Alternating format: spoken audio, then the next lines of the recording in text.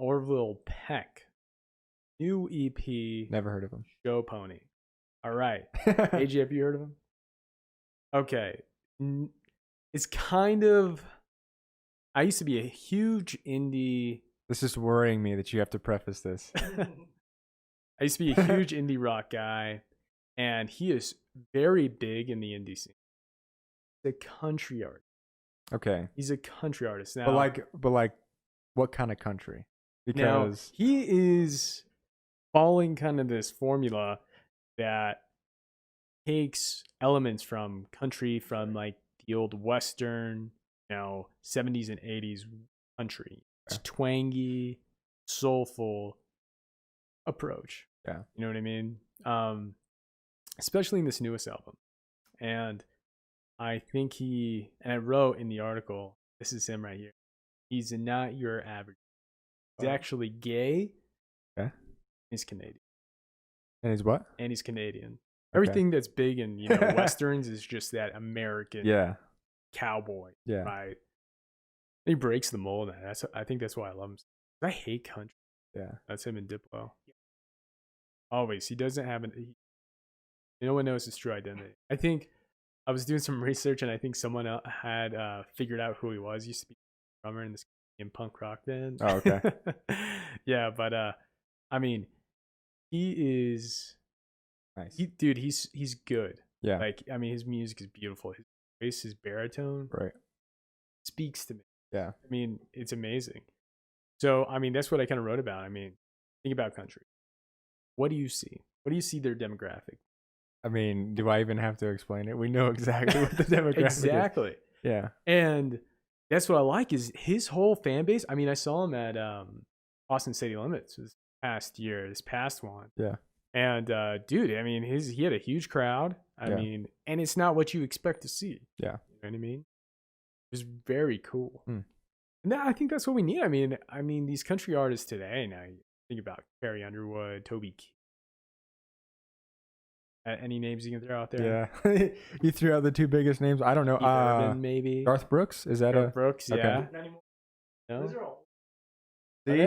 See, yeah. Well, if anybody, hold on. Before you say that, if anybody, for anybody listening, if I remember correctly, you're not a country fan. I hate country. Okay, yeah, me neither. I neither. hate country. I mean, and he's over here like, wait, hold on, those are old. Yeah. Let me tell you something. All of us hate country equally. Yeah. And that's the thing. So I think, okay, one modern one I can name today is Florida Georgia. I think that if they're still relevant, AJ, no? Yeah. That's pop yeah. country, dude. That I mean, fits like, within you the get any, realm. like, college tailgate, everybody's just bumping that FGL, man. Pop country, yeah. I mean, that's all it is. Yeah, I mean, it's just pop country. So what is his style? He's bringing the true essence of country back with a totally different image and a totally different perspective. I mean, his lyrics and his music talk about, traveling that lonesome road as a cowboy with his partner, and I'm not saying like air quotes as, every cowboy had like their deputy or their partner, they're robbing people. But he's putting it's like a deeper homoeroticism. Okay. And I think that's pretty sweet, man. Yeah. It's fresh, dude. right? It's new. Yeah, it's fresh. Change the game. Yeah. His first album, Pony. Is his first studio album or first studio album? Yes, first complete studio album. Mixtapes or Pony. Do you know? I think he had a few releases before then, like singles here and there. But Pony was his first complete. Beautiful, man. Had this dark ambiance to it. You could just hear into, the twangy guitar riffs. Yeah. And I felt like there was a sense of like 80 goth new wave in there too. Yeah. You know what I mean? Like super cool. Sorry. Yeah. Very good. But yeah, I mean, Show Pony, completely different approach. Mm-hmm. Started going down the more traditional country road, but I dig it. He brought Shania Twain. AJ, Shania Twain, and I think like that's what I was writing about, this invisible bridge connecting two demographics opposed from each other, and like, hey, this dude kind of like bridging a gap a little bit. Yeah. kind of bringing it together. Mhm. That's interesting. And the one thing that I wanted to say about his look too is I feel like if you're trying to break or if you're trying to make waves in an industry that's very old school or kind of like set in its ways, you've got to come with something brand fucking new, like fresh. This guy's got his own look, doesn't take the mask off.